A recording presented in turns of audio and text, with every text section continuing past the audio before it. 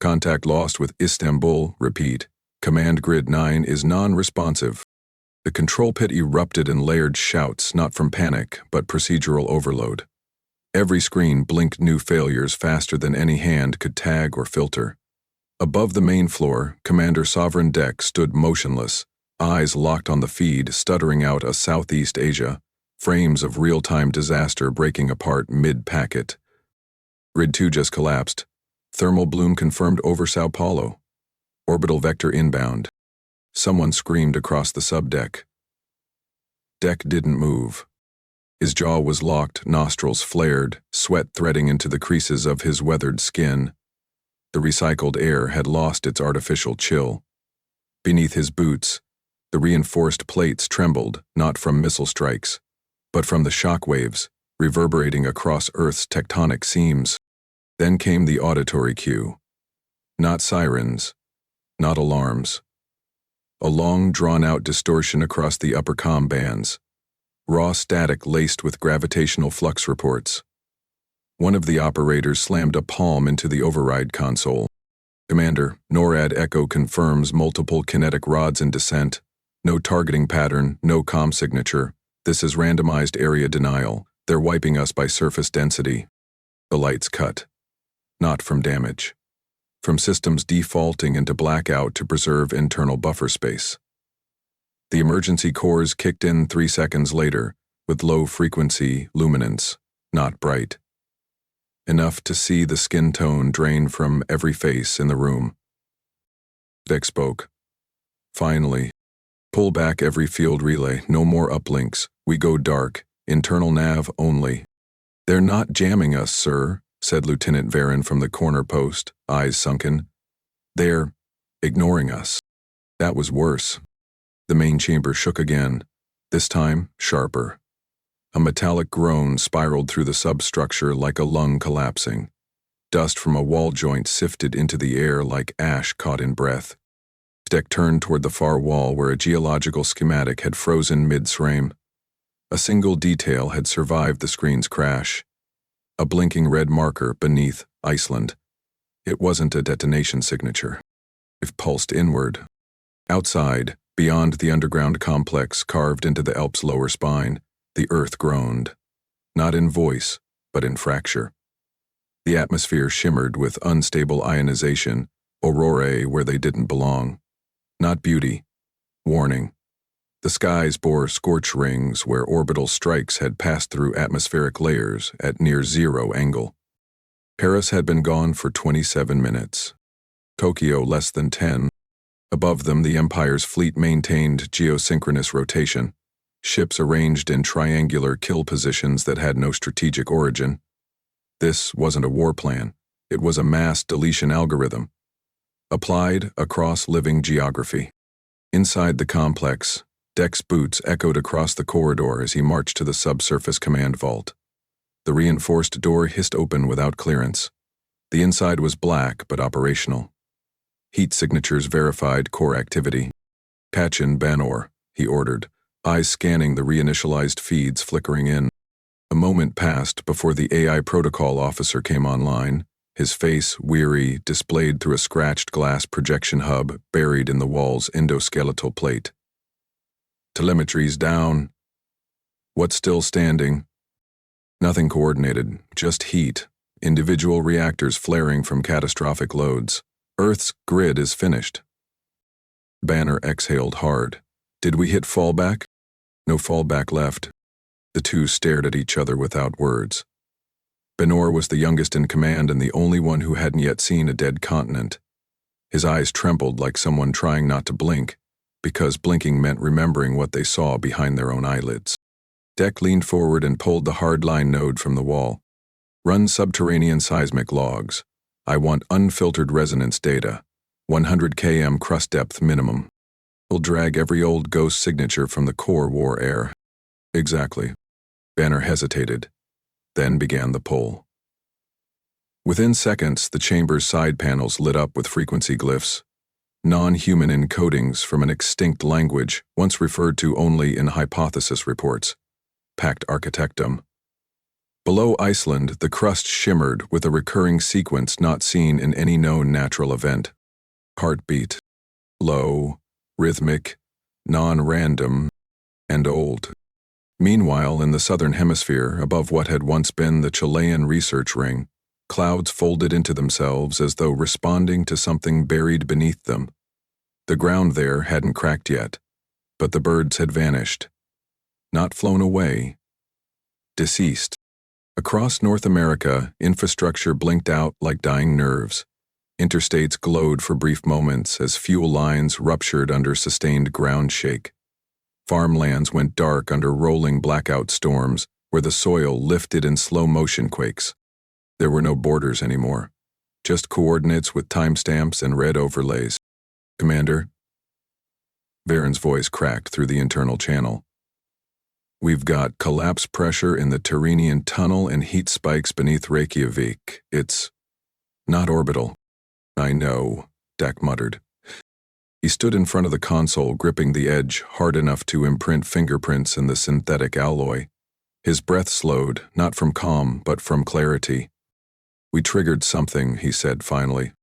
"Sir, we weren't their target. We were the catalyst." Banner looked up. "You think this is a response?" Dek didn't answer directly. He watched as the seismic data stabilized into symmetrical waveforms, each pulse too regular, too intentional. In the center of the wave, a symbol etched itself through the software's interpretation layer. 3 nested triangles. Banner's voice went dry. "That's not ours." "No," Dek said. "It's theirs, and it remembers." Above orbit, Empire Fleet Group 10 began a reposition maneuver without audio, without coordination, clearly receiving orders from a centralized command architecture. Their ships formed an inverted spear formation, intended for deep atmospheric impact across the African continental shelf, no target specified, just kinetic shock vectors plotted across the old tectonic plates. Earth was not fighting back. Not yet. And still, something beneath them stirred, something not built to serve mankind, but made to respond to extinction events, with autonomous judgment. In Reykjavik, the last surviving field relay caught footage it didn't recognize, the ocean rising without tide, forming a spiral around a mass just beneath the surface. Not metal, not stone. Coated in fused minerals. Geometry that did not match any human construction. A ribbed shape the size of a cathedral, gliding upward without propulsion. Cutting water without breaking its surface. No warning issued, no power signature emitted. The feed ended in static. Inside the Earth, beyond language, beyond programming, the first Titan stirred. Its pulse matched no Earth frequency. Its shell retained fractures from a war fought before mammals had walked. It did not request command. It did not ask for authorization. It had only one condition. Genocidal empires must be erased. Dek watched as Reykjavik's relay died. He spoke into the internal mic again, this time to no one in particular. "Log seismic code 32. Begin archive trace on Architectum class. Activate command vault. Something just woke up. And it doesn't need our permission. Bring me visuals from sub-Delta 12 and pull up the resonance logs. Raw feed, no filtration." Commander Sovereign Dek's voice cut through the bunker's command tier as he strode across the magnetic mesh flooring, ducking past exposed conduits and stacked mineral core samplers. The walls of the subterranean vault, reinforced after the Cascadian quakes, flexed slightly under the seismic pressure from above. Not in danger of collapse, but reacting to something deeper than tectonic tension. Technicians scrambled to respond. One of them, an operator named Kerr, dragged a fiber cable across the room and jammed it into the analog port of a heads-up survey deck. The screen jolted once, then stabilized into seismic waveforms spiking far below known bedrock strata. Dek squinted, analyzing the rhythm. "No fault movement this clean," he muttered. "It's not rock. Something else is pulsing down there." Benor entered through the decontamination lock, still brushing dust from his shoulders. His jaw was clenched, eyes adjusting to the artificial glow that rippled across the command table like a living schematic. "Icelandic core breach registered at 22.3 km depth. But here's the thing. It didn't vent. No upward pressure. Whatever's moving down there, it wants to stay buried. Deck didn't look up. Or it's waiting for us. The access elevator groaned once and began its descent. The lower levels hadn't been used since pre-Union collapse. As they dropped past the active substructures, the artificial lighting thinned into rotating strobes. Moisture slicked the walls. A faint pressure change tightened across their skulls, not pain, but the disorientation of descending into territory untouched by any civilization. Banner ran a handheld scan against the rail supports. Residual energy in the wall seams. It's not heat, not vibration. Some kind of spatial memory lock, like a containment signature, closer to a failsafe. This place was built to withstand what's underneath it, not study it. The elevator ground to a stop at Tier 12. The blast door ahead had no keypad, no biolock, no recognition frame. Just a single indentation in the shape of a triangle, split into thirds. Deck raised his hand. Inside his palm, etched from the interface with the seismic console, was the same mark, faintly burned into the skin. "Wasn't there this morning," he muttered. He pressed it into the socket. The door didn't open. It retracted. The chamber beyond wasn't constructed by any Earthborn engineer. It bent light, not through projection but through structure. Every surface, every wall, reflected its opposite edge. Glyphs pulsed in arithmetic rows across stone panels that emitted no power signature. The air was thick with particulate, not dust, but suspended crystalline motes, hanging in fixed positions, like frozen variables mid-equation. In the center, half-buried in fused basalt, sat an object the size of a command shuttle. It was not assembled, it was grown. Plates woven like muscle strands across a core chamber that pulsed once every 7 seconds. A dull thud felt through the ribs. Banner stepped forward and turned his scan dial up to full. 0 circuitry. 0 fusion heat. But it's alive. Jack walked to its base and touched the lowest edge of its casing. It was warm. Not with heat. With intent. His pulse synced. 1 beat. Then another. His breath shortened. "It's reading you," Banner said. Deck's eyes widened as his vision shifted. Without light change, without hallucination, the chamber faded, replaced by glyphs, spirals, intersecting paths, flickering nodes of movement across space. Not planets, not systems. Memories. The structure wasn't a weapon. It was an interface. And it had chosen him. He stumbled back, the vision ended. Banner caught him. "You saw something. It showed me a world that doesn't exist anymore. One surrounded by orbital rings carved from asteroid husks. Cities with no windows. And a war. One so old the stars around it don't even exist now. We show you." I didn't ask. It didn't ask. It recognized something. Something buried inside me. The core in the chamber's center pulsed again, faster this time. And then it moved. The casing split vertically down the middle. Steam vented sideways. Not combustion vapor, but thermal displacement of matter. Inside was a humanoid frame, larger than any exosuit Earth had ever manufactured. Its spine curved inward like an anchor under strain. Its limbs hung motionless. From the center of its torso, 3 lights activated.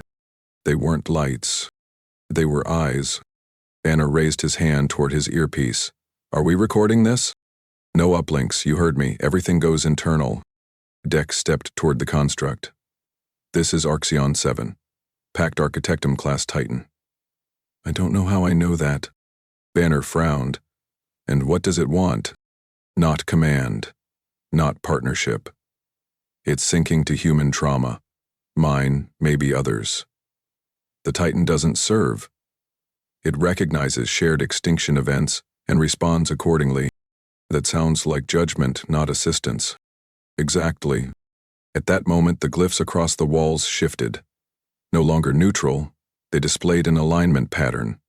5 geometric cores, pulsing in unison. Banor traced the sequence. This isn't a solitary relic. It's one of 5, and they're networked. Locations? Deck asked. North Pacific, Siberian subcore, Himalayan base plate, Antarctic void trench. Deck's shoulders squared. They're not waking randomly. They're waking to coordinate. The Titan's head shifted slightly, only a fraction but enough to register acknowledgement. From above, a deep tremor rolled down the tunnel. Not explosive, not mechanical. Organic pressure. Like tectonic plates, reacting to foreign movement. Another one stirring, Banner whispered. No, Deck replied, stepping forward. They're answering each other. Arxian's eyes flared, then dimmed, resetting as if calibrating external feeds. The glyphs spun inward across the walls, converging into a central pattern at the chamber's apex. Deck looked up. Get ready to decrypt this, he said, because this isn't an awakening. It's a signal chain. The Titan took one step forward and the entire subchamber's gravity adjusted, throwing dust upward as if the air itself had reversed. Deck didn't flinch. Find me the next pulse site. We're not stopping this, we're tracking it. We've got an unverified pulse triangulating from northern Siberia, class 5 seismic scale but not planetary in origin. Banner's voice carried across the command vault as data flickered onto the lateral heads-up panels. Sovra and Deck leaned over the steel-framed console, watching the coldwave maps distort in real time. Snowdrifts were folding like elastic bands, reacting to an underground surge that didn't resemble tectonic movement or geothermal displacement. How far below the crust? 17 clicks. Crust lens stability is degrading from the bottom up. Deck narrowed his eyes. Then it's not breaking out. It's clawing its way up. The visual feeds from the polar relay flared once and dropped into partial signal, but not before revealing the edge of something unnatural rising beneath the ice sheet. Banner's fingers raced across the input grid. Atmospheric density just dropped 15% in that zone. It's venting air pockets older than our fault lines. Track the expansion radius. I want impact proximity calculated for all 3 orbitals above that pole. The feed restabilized. The image was raw, unfiltered, drawn from a reconnaissance drone barely holding altitude.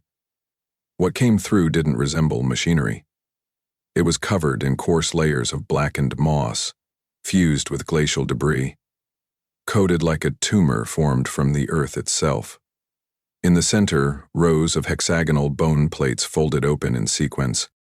Is it alive? Banor asked. Deck didn't answer immediately. He watched the feed loop once. Each hexagon pulsed with residual energy. Not electricity, not fusion. It felt older, biological, but more engineered than grown. He reached toward the controls and magnified the image to its core. A faint blue light pulsed beneath the lichen-coated structure, shaped like a spine that never stopped twisting. It's not a power source, he muttered. That's a neural skeleton. Snow in the surrounding kilometers melted outward, not upward, not vaporized, but reversed, displaced by cryonic force spreading from the epicenter. Crystalline frost lines etched concentric rings backward across the ice field. Then, the rings broke. From the center, the terrain split. A massive form lifted from beneath the crust, emerging not with speed, but with intent. It stood, one limb at a time, until it dwarfed the landscape. It had no visible weaponry, no design lines, no modular plates. Its head was embedded into its chest, eyes hidden. Where joints would be on a humanoid figure, this creature had folded seams that released frigid vapor in periodic bursts. Designation incoming, Banner said. Arxion 7 has identified this construct as Drosath. Function? Log. Guess we're about to find out. Overhead, the Empire's surveillance vessel, Caverin Fold, altered trajectory, dipping into lower orbit to capture footage. The craft's data core began parsing the Titan's morphology, but the moment it attempted baseline classification, its system stalled. Not crashed. Overwritten. A dense stream of logic strings backfed through its internal sensors, burning through the data core in under 4 seconds. The ship's drive reinitialized into emergency withdrawal. Its retreat marked the first time an Empire vessel encountered a Titan and didn't open fire. They didn't understand what they were looking at. That saved them. This time. Back at base, Torvin Skull entered the vault carrying 2 insulated data slates, coated in frost from a secondary archive. He laid one down beside Deck. Drosath's existence wasn't unknown, Torvin said. Just omitted. The Architectum files mentioned a cold construct once, but it wasn't listed with the rest, not like Arxion. Was it separated? No known bonding index, it never linked with biological forms. No trauma sink, it responded only to extinction-level events, and even then, rarely. Dex studied the new seismic updates. The pulses weren't local anymore. Drosath had emitted 5 separate frequency bursts into the planetary substrata. Each burst ricocheted against the continental plates with calculated delays. What's it doing? Communicating, Banner said. With whom? Don't know. The relay drone caught the next moment from a distance. The Drosath extended both arms outward, not in attack posture but angled downward. The ground beneath its feet shattered into hexagonal panels, symmetric, not chaotic. From beneath those panels, a pillar emerged, a spire constructed of interlinked vertebrae-shaped segments. Belorm's breath caught. That's a signal post. What kind of signal? Torvin asked. The kind that doesn't speak to us. From within the spire, tendrils of white energy laced upward into the atmosphere, curling like ink in frozen water. The clouds above the region refracted, not by heat, but by entropy differential. Weather patterns diverted, without moving air. Snowflakes ceased rotation and hung motionless before falling again. Reordered, not destroyed. Sovereign Deck stepped back from the console and faced the others. This Titan doesn't need a pilot. It doesn't interpret us. It reacts to planetary failure. We're not its concern. But it's not hostile, Torvin added. No, it's worse. It's indifferent. He turned back toward the display. Arxion synced to me. But Drosath didn't even acknowledge Arxion's link. It's autonomous, Banner interjected. So what if the next Titan doesn't wait for anyone either? What if they each do what they're made to do, regardless of who's watching? Deck didn't respond. He focused on the new seismic returns bouncing through the Arctic plate. Something else was activating. Empire Command detected the spire signal but misread it as an indigenous planetary defense flare. They dispatched fleet-clade Vathros to the Siberian polar grid with a standard formation. 6 carriers, 12 orbitals, and 5 tactical descent units. By the time they breached Earth's magnetic field, Drosath was no longer at the surface. It had vanished below the ice again. Not hiding, relocating. Moments later, hexagonal shockwaves erupted through the polar crust from beneath the ice sheet. They rippled upward in perfectly spaced layers, catching descent units mid-mentry. Each vessel touched the frost field and inverted. Not exploded, inverted. Molecular reconstruction. Each vessel was folded inward by force vectors aligned on an atomic level. No fire, no debris, just silence where metal had once existed. Torvin stared at the feed. I can't analyze that, the laws don't hold. EK stepped forward. They're not meant to. These constructs don't follow physics, they enforce corrections. The final image captured from the northern satellite relay showed Drosath re-emerging beside its own spire. This time, its form glowed from within. Seams illumined like veins filled with liquid frost. It raised one arm and pointed eastward. Not random. A vector. A new target. Where does that point? Benor asked. Torvin stared at the grid. Himalayan rift. Another Titan. Deck's voice came low. They're not waiting for us anymore. We won't have a second chance if that spike lands wrong. Feed me stable vectors, or I pull the strike. Dravik Kor didn't wait for acknowledgement as he paced the forward control tier of the subterranean war coordination bunker outside Lee Sector, eastern Himalaya.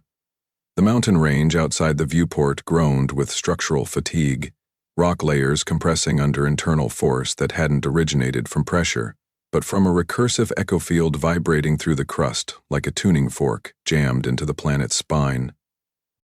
2 rows of engineers worked in absolute synchronization, scanning mantle deviation metrics flickering across the angled heads-up displays.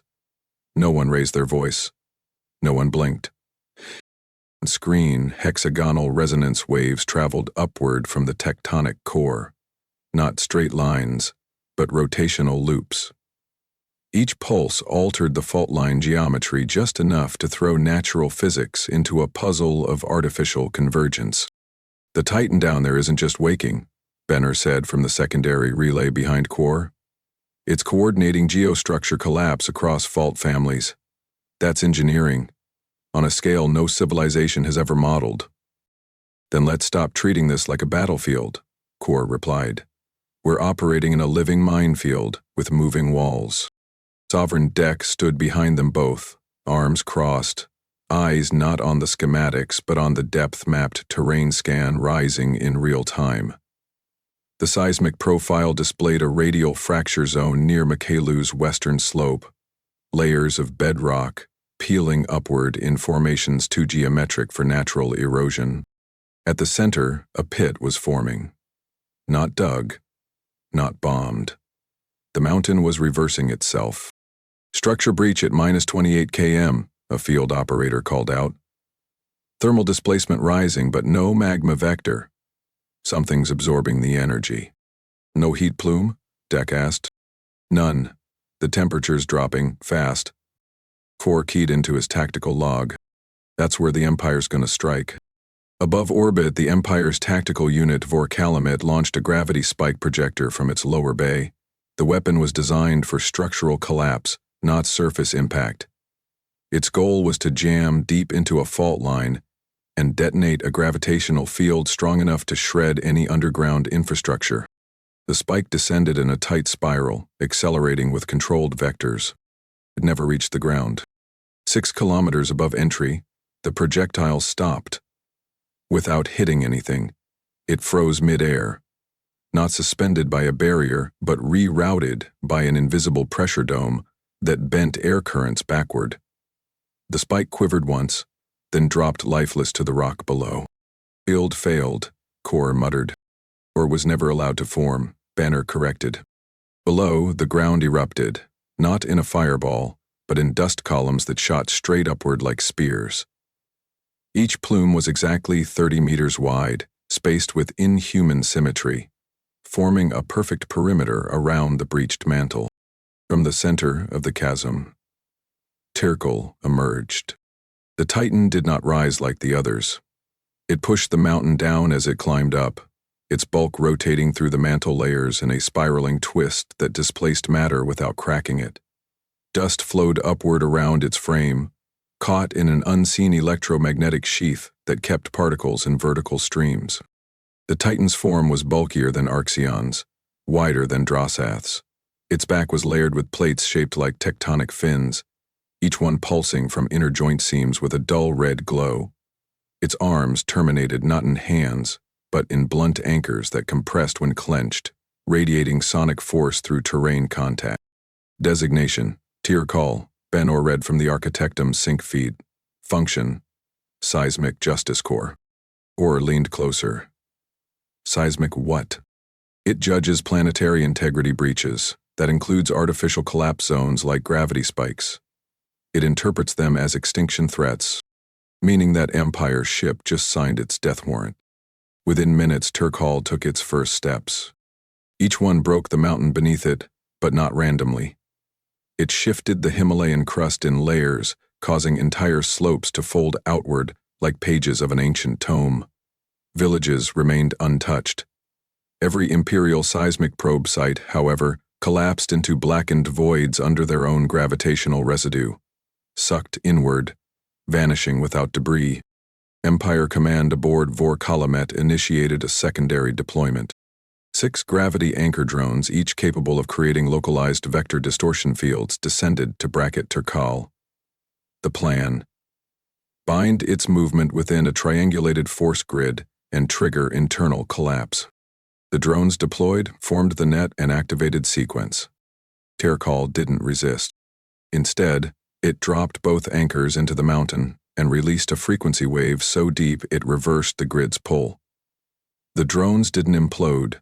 They rebounded outward, ejected into the upper atmosphere where two of them collided, rupturing mid-sky and showering the area with liquefied alloy debris. Inside the war bunker, Core stared at the crashed data. This wasn't reactionary. It anticipated the trap and converted the vector field into a weapon. That's adaptive battle logic, Benor said. No, Dick interrupted. It's architectural warfare. Tierkall isn't fighting the enemy. It's rewriting how the battlefield exists beneath them. On screen, the final sequence unfolded. Tierkall raised both anchor limbs into the air and slammed them into the crust. Instantly, the mountains surrounding its position shifted, not collapsed, but realigned. Entire ridges turned by a few degrees, realigning plate directions across thousands of kilometers. The result? A chain reaction of redirected stress fractures that followed a perfect spiral pattern into the Eurasian plate. The energy didn't explode, it drained toward one epicenter. Makalu, now fractured to its roots, collapsed inward in total geological silence. Not an avalanche, a full vertical implosion. Where the mountain once stood was a void, craterless, edge desolate, and entirely unnatural. Core watched the render stabilize. We're not running a war. We're watching a court sentence being carried out. Deck's voice was low. Tierkall just ended that entire region's eligibility for seismic warfare. And what now? Bannerer asked. They're not coordinating with us. Each Titan acts based on its own directive. What if one of them miscalculates? They're not guessing, Deck replied. They know. Heads turned as the Architectum feed synced again. Tierkall's frame glowed with seismic pulse indicators across its limbs. On the eastern projection panel, a new vector blinked. Southern Pacific Trench Alignment. A new pulse was forming. Core stepped away from the console and keyed into the deep-range monitoring grid. If the Titans are laying judgment paths, then we're watching a verdict being carried out system by system. Deck didn't respond immediately. He stared at the rendered path vector, watching as the coordinates realigned in perfect symmetry with the coordinates where Varnex had once been buried. The ocean wasn't ready. But Varnex was. If Varnex breaches the trench wall, the orbital ring won't hold. We lose that anchor, we lose all satellite control over the southern hemisphere. The tactical floor beneath Commander Sovereign Deck rattled slightly as new data surged into the primary feed core. Banor adjusted the satellite trajectory displays, filtering out atmospheric refraction to isolate marine displacements. The heads-up overlay painted a terrifyingly stable pattern. Something was lifting the Pacific floor, not as an eruption, but as a structured ascent. DCAC locked eyes with Drosath Core. You read those pressure deltas? They're not rising randomly. The entire trench is being unzipped, equal spacing, synchronized bursts. That's not seismic chaos, it's layout geometry. Banner muted the external alerts. We're not witnessing tectonic failure. We're watching Varnex surface. 4 kilometers below sea level, the southern trench line folded open as if operated by submerged gates. Silt exploded outward, creating a curtain of deep ocean debris that turned the perimeter scanners blind. Within the obscured void, something moved. Enormous, curved, clad not in armor but crusted sediment etched with runes that pulsed with internal bioluminescence. Varnex rose, dragging the sea floor with it, reshaping it into a vortex around its spine. Its arrival didn't disturb marine life. It replaced the surrounding habitat with static pressure equilibrium, forming a corridor of unnatural stillness in the middle of the sea. It didn't surface. It spread, expanding radially until every sonar post failed in sequence. Entire Pacific line is going dark, Banner said. Not from damage. From signal redirection, our feeds are bouncing back at impossible angles. Core leaned toward the map. It's absorbing frequencies and rerouting them. It's building a blind zone. It's about to do something that doesn't need to be recorded. In orbit, Empire Fleet Group Gork 7 initiated counter-positioning. 7 heavy-class carriers rotated toward the Pacific Arc, moving to reinforce the orbital tether station connecting to Earth's low-grav equatorial line. They deployed recon buoys. None returned usable readings. Commander Vorin Ichthel stood at his forward station aboard the cruiser Vashtar's Claim, reading uncorrelated strike reports with no thermal trails, no engine flares, and no gravitational wakes. "Status of sub-oceanic object?" he asked. The comm officer replied, "Unknown. Our target designation algorithms can't bind a trajectory. The AI fails to track movement. Fails. Or is being outmaneuvered. The AI sees inputs, it can't model intentions." Inside the trench, Varnex adjusted orientation. Unlike Tierkall or Arxion, it possessed no legs. Its motion was hydrodynamic, tortal, continuous, and frictionless. Its main frame resembled a rotating turbine shell, segmented by crust plates, each lined with pale ghoul data channels that rotated independently from its body. At its center was a dorsal tower, glowing faintly and pulsating in rhythm with a pattern too ordered to be random. A signal tower, but submerged. Deck saw the data trickle in. It's not a weapon. That's a sub-oceanic relay. Varnex is building its own transmission node beneath the equator. Core spun toward Banar. "Can we jam it?" Banar shook his head. "There's no frequency to intercept. It's not broadcasting. It's writing a field across molecular pathways. The water itself is the transmission medium." "Then who's the message for?" Dick stared at the terrain model, the orbital tether. The moment arrived without warning. Varnex's body contracted slightly and discharged a circular pulse along the ocean floor. Within seconds, the tether connecting the planetary equator to the orbital ring began to flex. The Empire had reinforced it with impact-dampening nodes and gravitational equilibrium plates. Varnex ignored every layer of defense. Instead of striking the structure, it altered the seafloor geometry beneath the tether's anchor. The seabed folded downward like a collapsing shelf, pulling the base of the tether into a man-made sinkhole. 3 Empire carriers moved to counter the collapse. The moment they reached engagement altitude, the water beneath them rose, not in a wave but in a perfectly symmetrical column. It twisted around them without friction, draining internal coolant and disabling hull conductivity. The ships failed before firing a single shot. Vorin Ichthel watched the collapse from orbit.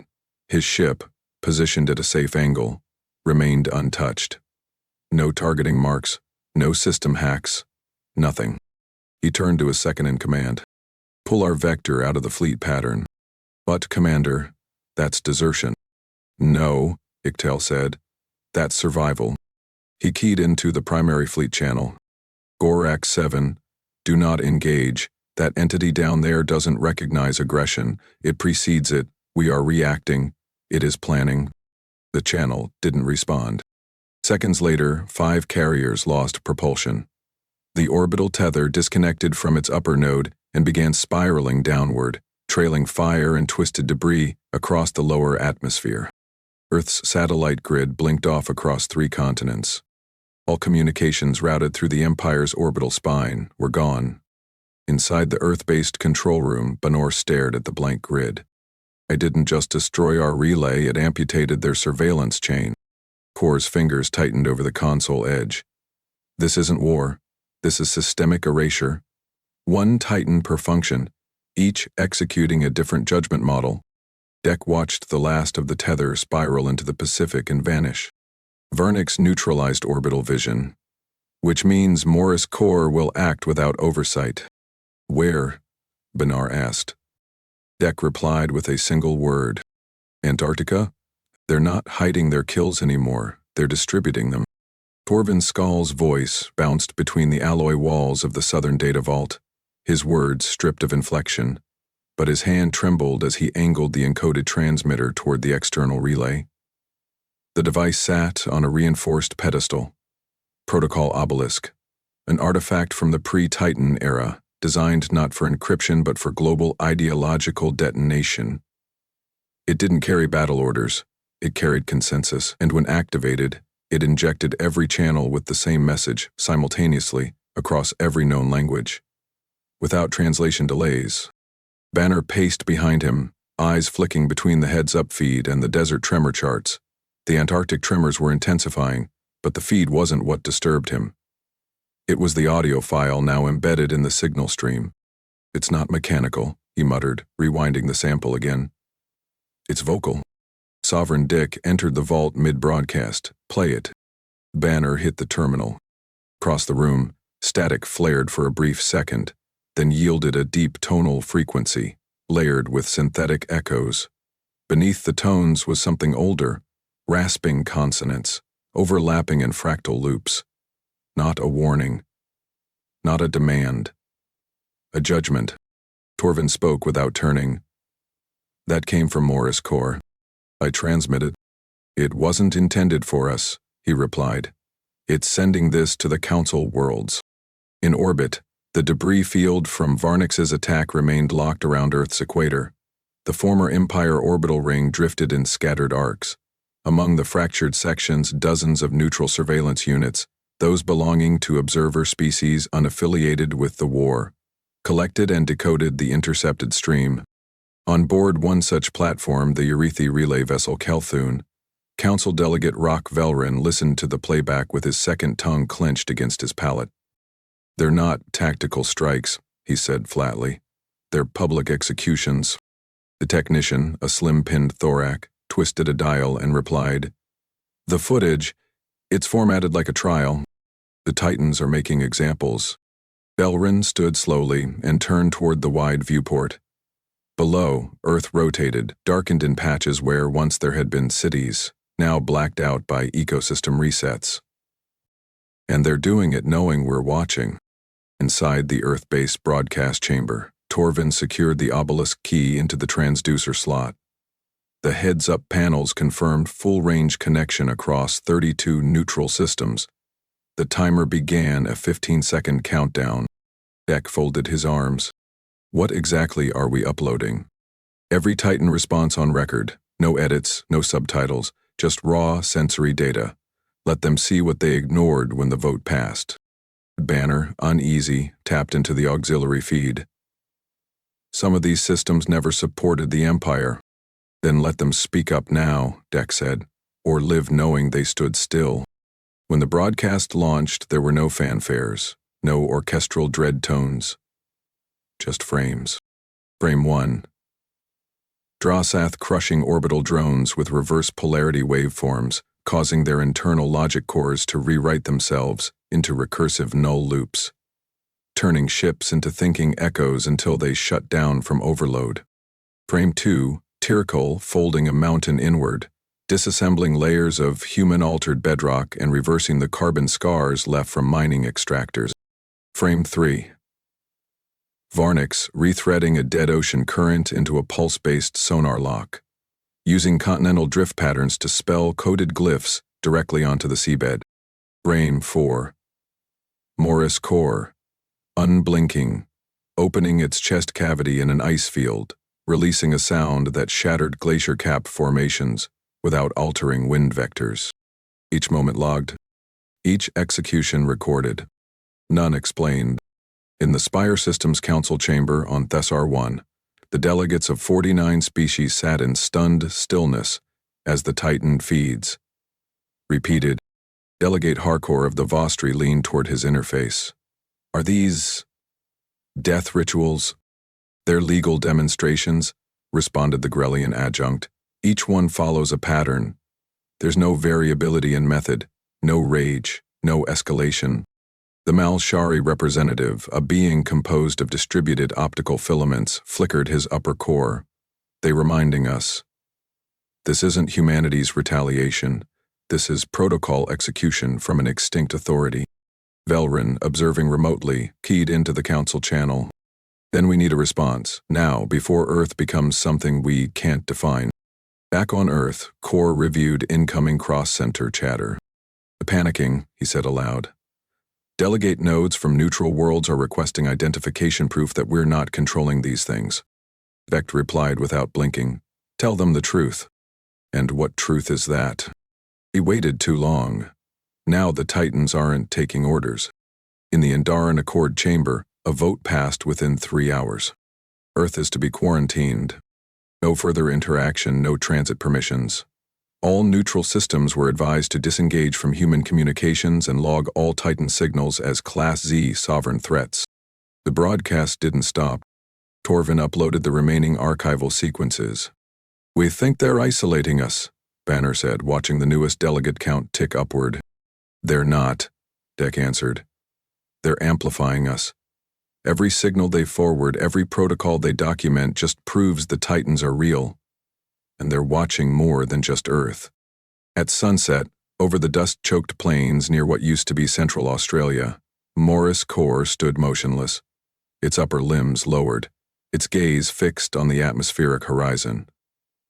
In front of it, a long array of carved pylons stood arranged in perfect arcs, each one encoded with the glyphs that matched the broadcast patterns. As wind dragged grid across the stone, one by one, the pylons activated, not with light, but with shadow subtraction. They absorbed daylight, creating silhouette lines that traced Titan judgment patterns outward like constellations. Above, 3 neutral surveillance satellites recorded everything.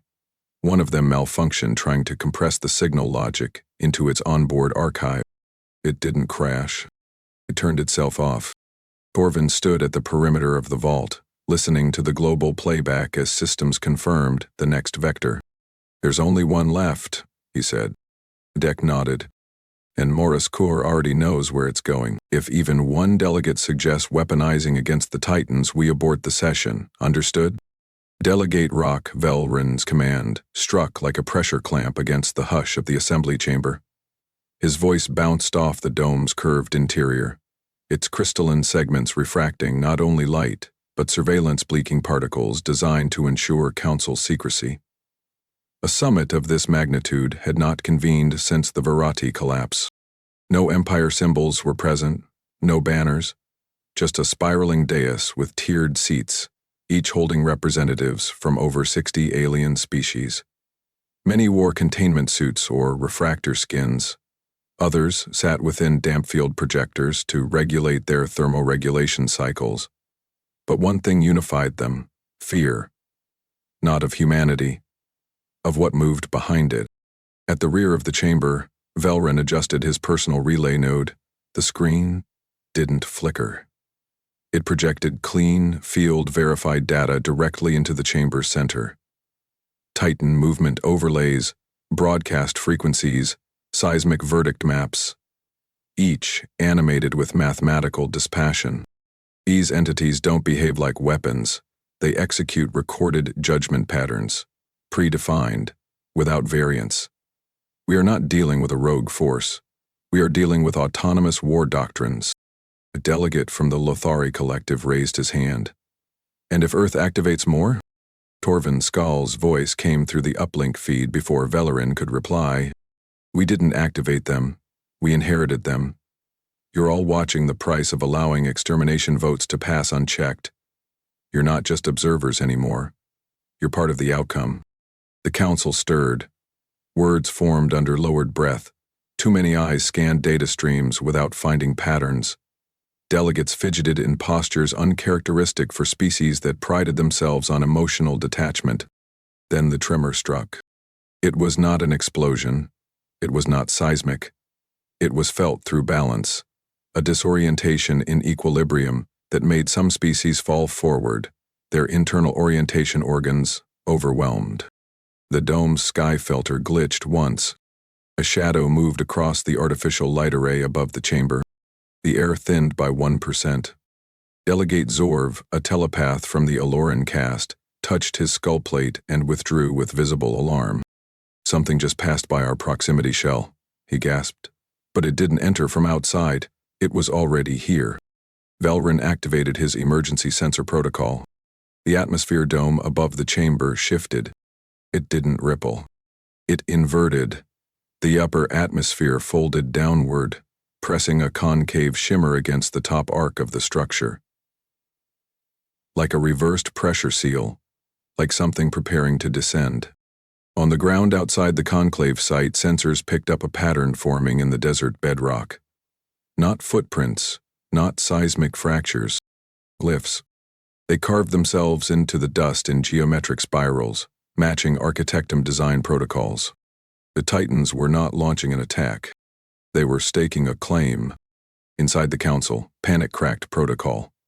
Delegates stood. 3 species disconnected from their physical relay ports. 4 representatives called for immediate planetary relocation.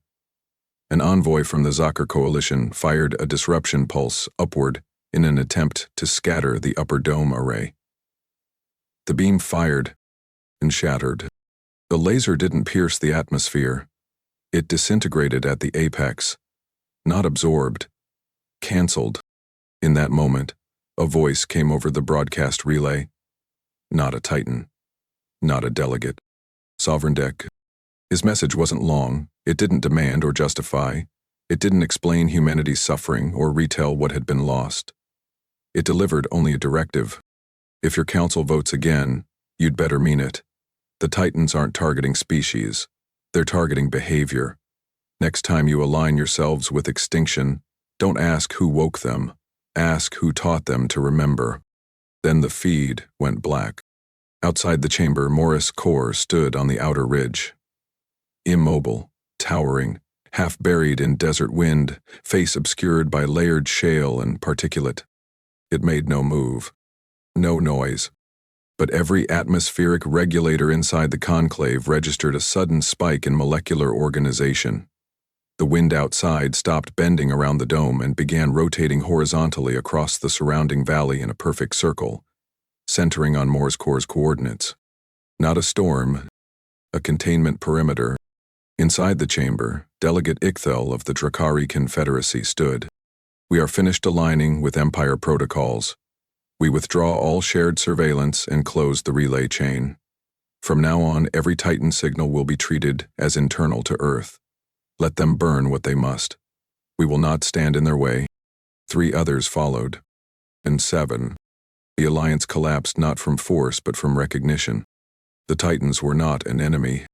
They were a condition. Valrin remained seated until only 6 delegates remained in their posts. His knuckles pressed white against the edge of the data rail. He never needed to breach the dome, he whispered. Torvin's final transmission clicked in over the low-band relay.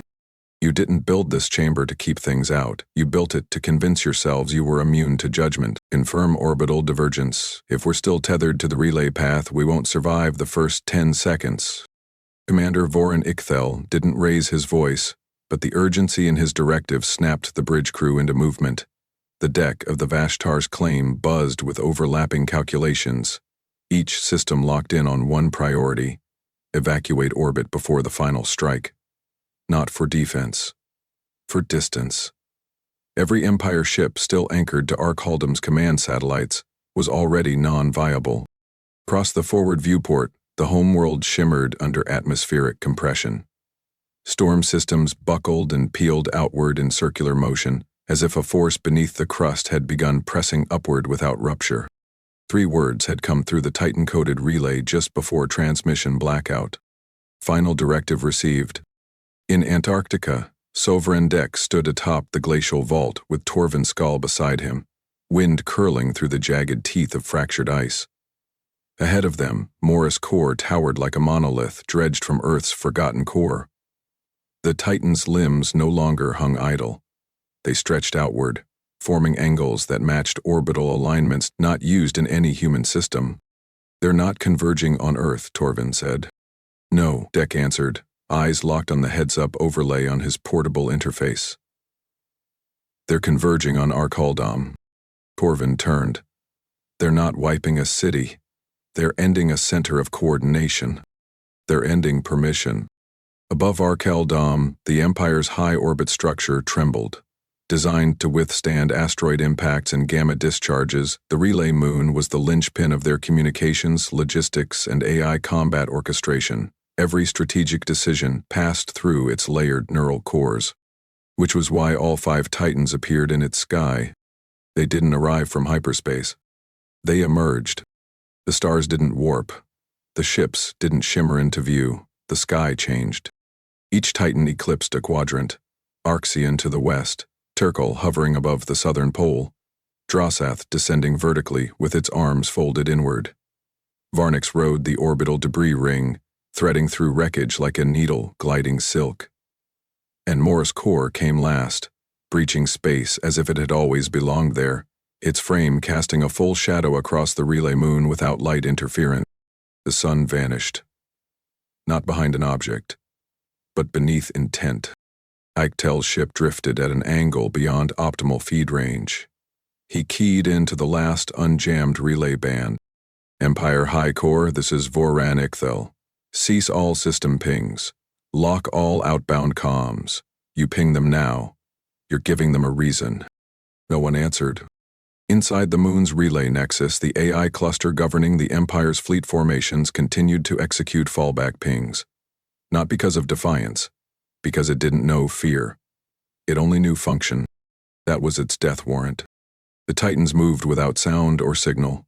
Drosath extended its arms outward and folded Tierkall's upper exosphere into a curved grid of pulsed matter.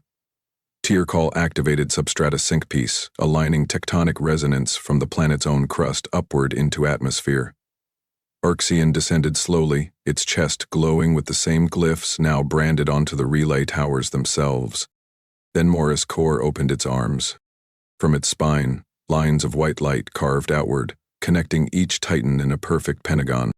No blast occurred. No fire bloomed. Architectum ceased, not detonated. Disassembled.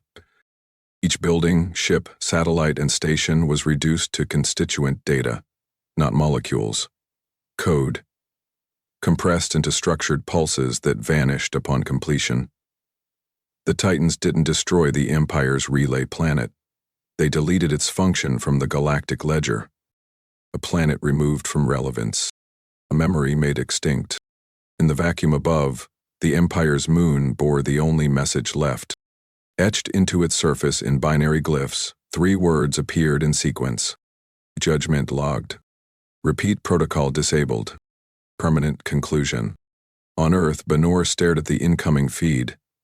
The Titans didn't return. They remained where they stood. Sovereign. Untouched. Final. They're not ours, he said quietly. They were never ours.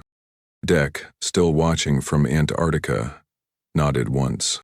We just lived long enough to remind them of what we used to be. Across neutral systems, broadcast channels froze. Delegates in council chambers lowered their data slates and closed their translation feeds. No new warnings came, no follow-up message, no invitation. Just the sky, and the memory of what had been, removed. Torvin Skull stood with his hand over the relay switch, now dormant. He blew a race to capital world without reducing a single atmosphere to fire. He didn't need to show power, Deck answered. They just needed everyone else to stop pretending. Torvin didn't respond. The wind began again, not as noise but weight. The Titans had not moved since impact. They didn't disband. They didn't return. They had arrived for judgment, carried it out, and remained as reminders.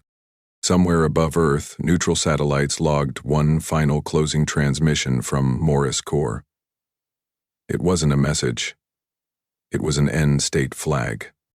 Final directive complete. Dormancy reinitiated. Non-cycle repeat. Disabled. There would be no next time.